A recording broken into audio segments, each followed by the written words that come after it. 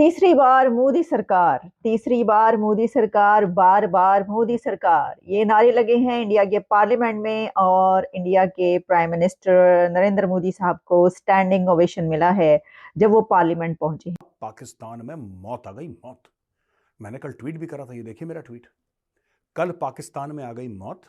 मैंने इसमें यह भी नहीं लिखा चुनाव, अगर आप मेरा ट्वीट देखेंगे उसमें कहीं चुनाव का मैंने जिक्र नहीं करा है, लेकिन पाकिस्तान में ऐसी मौत आई है, ऐसी मौत आई है, मैं आपको बताता हूं। वो मेरी 2 पाकिस्तानियों से कल बात हुई। क्या हो गया ये मेजर साहब, आप बताएं क्या हो गया ये कैसे हो गया? हमें तो लग रहा था कि छत्तीसगढ़ तो कहीं नहीं गया।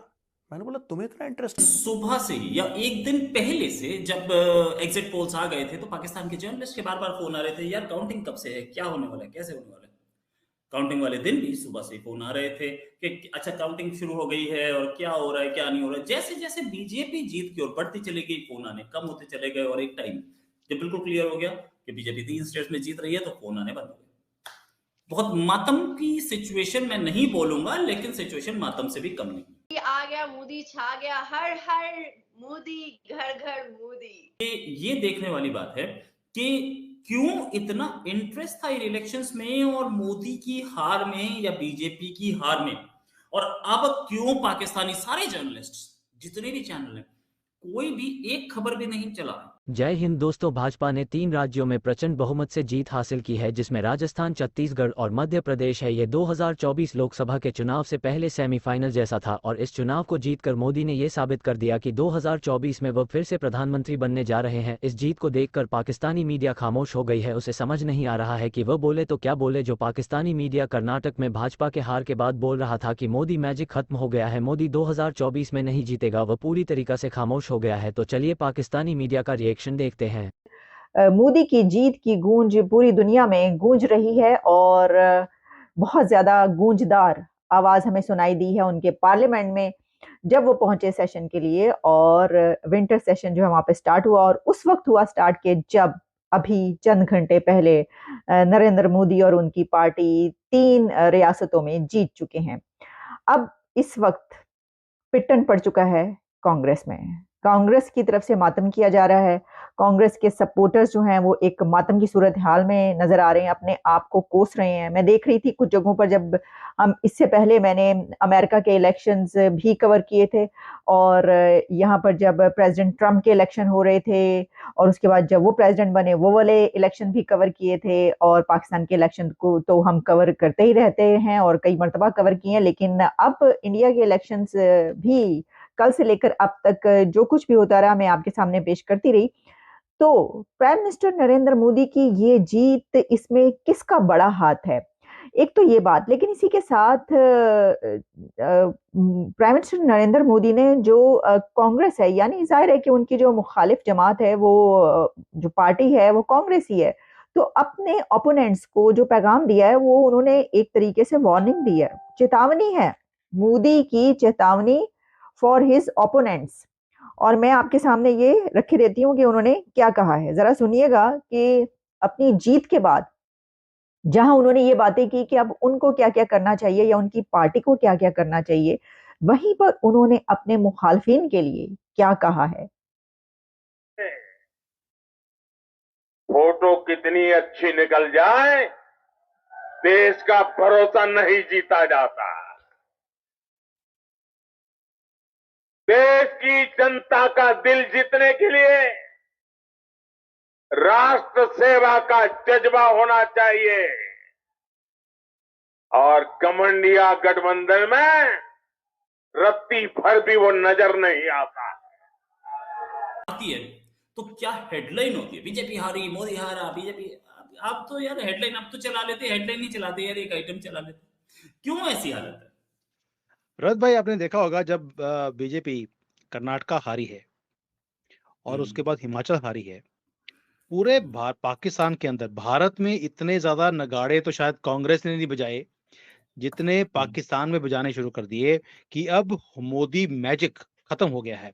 ये उनकी हेडलाइन थी, मोदी मैजिक फेड्स। और हिंदुओं ने भी मोदी को नकार दिया और कांग्रेस वापस आ रही है। राहुल गांधी बहुत मैच्योर हो गए हैं और मोदी को टफ टाइम दे रहे हैं।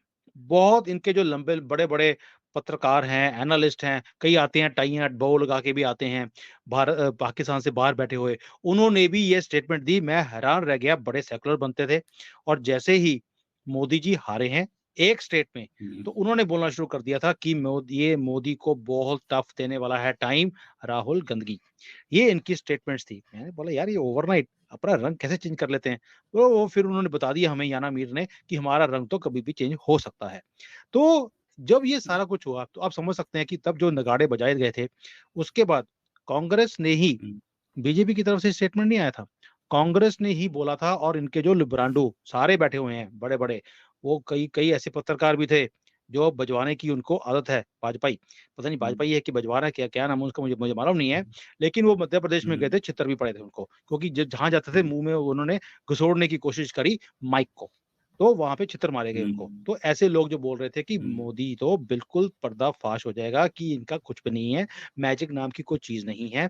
ये सारे के सारे, ये कांग्रेस को भी चढ़ा रहे थे कि ये सेमीफाइनल है और पाकिस्तान को भी लगा कि यार हो सकता है ये सेमीफाइनल ही हो, क्योंकि उनको समझ नहीं आता कि हर एक दूसरे तीसरे महीने हमारे यहाँ इलेक्शंस क्यों हो जाते हैं, क्योंकि उनके तो इलेक्शन होते ही नहीं है, होते हैं तो पहले से सिलेक्शन हुई होती है, तो उन्हें समझ नहीं आती कि इलेक्शन होते क्या हैं। तो उनको ये लग रहा था कि यार यहाँ पे बड़ा सेमीफाइनल सेमीफाइनल हो रहा है, हो सकता है ये सेमीफाइनल होंगे कोई। और अगर बीजेपी हार गई, ऐसे बैठे थे, अगर बीजेपी हार गई, सेमीफाइनल से मैच से बाहर हो जाएगी, इसका मतलब है हमारी कांग्रेस की सरकार दोबारा आ जाएगी सेंटर में, फिर तो बल्ले बल्ले है। और कांग्रेस ने तो पहले ही बोल दिया, माई बाप आप हमें ले आइए, आप जितने भी मोमिन हैं यहाँ पर उनको सबको बोलिए हमें वोट दें, आपको जो चाहिए हम आपको देने को तैयार है। आपको लद्दाख चाहिए, आपको पीओके चाहिए, पीओके तो उनके पास ही है, बाकी आपको हमारा कश्मीर चाहिए, हम देने को तैयार है, हमें एक बार प्रधानमंत्री की सीट पे बैठा दीजिए, हम आपको सब कुछ देने को तैयार है। जैसे इन्होंने ब्लैंक चेक साइन करके दिया चाइना। पाकिस्तान में मौत आ गई, मौत। मैंने कल ट्वीट भी करा था, ये देखिए मेरा ट्वीट, कल पाकिस्तान में आ गई मौत। मैंने इसमें यह भी नहीं लिखा चुनाव, अगर आप मेरा ट्वीट देखेंगे उसमें कहीं चुनाव का मैंने जिक्र नहीं करा है, लेकिन पाकिस्तान में ऐसी मौत आई है, ऐसी मौत आई है, मैं आपको बताता हूं। वो मेरी 2 पाकिस्तानियों से कल बात हुई। क्या हो गया ये मेजर साहब, आप बताएं क्या हो गया ये कैसे हो गया? हमें तो लग रहा था कि छत्तीसगढ़ तो कहीं नहीं गया। मैंने बोला तुम्हें इतना इंटरेस्ट क्यों आ रहा है यार इंडियन इलेक्शन में? मैं आपको बताता हूं इनको क्यों आ रहा है इंडियन इलेक्शन में इतना इंटरेस्ट। भारत में जो चुनाव होते हैं पाकिस्तानियों को क्यों, ये लोग कहते हैं शिद्दत पसंद मोदी, यानी कि जो एक्सट्रीमिस्ट माइंड का होता है ना, जो शिद्दत यानी कि बिल्कुल एक्सट्रीम तक, एक्सट्रीमिस्ट टाइप का, शिद्दत पसंद मोदी जो है वो वापस 3 स्टेट जीत गया है और ये बड़े दुख की बात है। और काफी लोगों में भारत में गम गुस्सा है इस चीज को लेकर। भारत में गम गुस्सा, भारतवासियों ने तो वोट दिया और मोदी के नाम पे वोट पड़ा है। भाई साहब ये जो वोट पड़ा है, चाहे राजस्थान में पड़ा हो, चाहे मध्य प्रदेश में पड़ा हो, चाहे छत्तीसगढ़ में पड़ा हो, ये नरेंद्र मोदी के नाम का वोट है।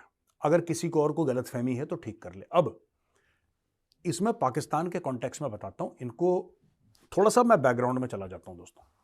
ऐसी बात नहीं है कि मोदी जी ने कोशिश नहीं करी कि पाकिस्तान के साथ संबंध, रिलेशनशिप ठीक हो, ऐसी बात नहीं कि उन्होंने कोशिश नहीं करी, राइट। लेकिन पाकिस्तान अपनी आदतों से बाज नहीं आता दोस्तों। जैसे सुअर होता है ना, सुअर मट्टी में लो, आप सुअर को टाई पहना दो, उसको शैम्पू से नहला दो, उसको परफ्यूम वर्फ्यूम सेंट वेंट लगा के ना, टाई शाई पहना के सब कुछ, वो सुअर चुपचाप बैठा रहेगा। जैसे ही वो कीचड़ देखेगा उसको लौटना है कीचड़ में, वो उसकी फितरत है, उसके अंदर की बात है। कहते हैं ना अनम के जब कोई पिक्चर अच्छी होती है ना तो उसका ट्रेलर बहुत खूबसूरत पहले ही समझ में आ जाता है ट्रेलर से। तो 3 राज्यों में कल हमारी जीत हुई है और भारी बहुमत में जीत हुई है, और ऐसे राज्यों में हुई है जहां भारतीय जनता पार्टी नहीं आई थी। तो राजस्थान, छत्तीसगढ़ और मध्य प्रदेश में जिस हिसाब से हमारी जीत हुई है वो अपने आप में इस बात को दर्शा दिया है, इस बात को बता दिया है कि मोदी का करिश्मा और मोदी वेव अभी तो 25 साल खत्म नहीं होने वाला है। चाहे जो करना है कर लो भैया, चाहे जितना बोलना है बोल लो भैया, कोई फर्क नहीं पड़ने वाला है। और सबसे खूबसूरत चीज पता है अनम, मुझे ये इस बात का एहसास हुआ कि इस बार राजस्थान, छत्तीसगढ़ और मध्य प्रदेश के लोगों ने, जनता ने ये बताया है कि भाई हमें मोदी जी जैसा भारत बना रहे हैं, हमें ऐसा ही भारत चाहिए था जो हमने सपनों में देखा था, जो हमने ख्वाब देखा था कि ऐसा भी भारत हो सकता है। वाकई में 9 साल में मोदी जी ने बना कर दिया। दूसरी बात मैं कहना चाहूंगी कि मैं हाथ जोड़ करके नमन करती हूँ मेरे तमाम सनातनी भाई और बहनों का, जिन्होंने छप्पर फाड़ करके वोट दिया भारतीय जनता पार्टी, और कमल के फूल को उन्होंने बहुत सम्मान दिया। तीसरी बात मैं कहना चाहूंगी कि जितनी मेहनत एक मुसलमान लड़की होने के नाते मैंने किया है, वो मेहनत मुझे राजस्थान, छत्तीसगढ़ और मध्य प्रदेश की मुसलमान बहनों के वोटिंग के द्वारा मुझे दिखाई दी। मैंने कल देखा है कि निकाब और हिजाब में लड़कियां और महिलाएं ये कह रही हैं कि क्यों नहीं आते मोदी जी को ही तो आना था, उन्होंने ही तो 3 तलाक बैन करवाया, उन्होंने ही तो नारी शक्ति के बारे में बताया, उन्होंने ही तो 33% वुमेन रिजर्वेशन बिल पास किया,